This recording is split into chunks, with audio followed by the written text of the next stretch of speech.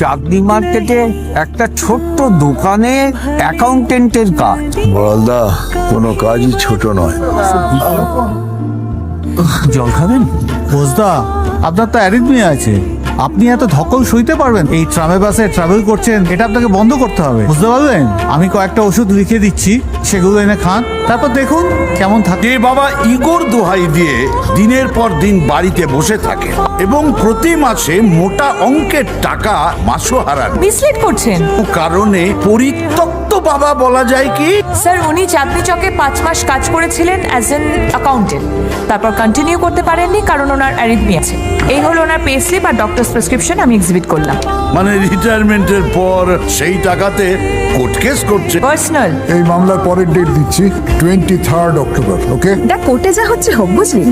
তুই কিন্তু একটা জিনিস করতে পারি। কি রে? টানটানা। কি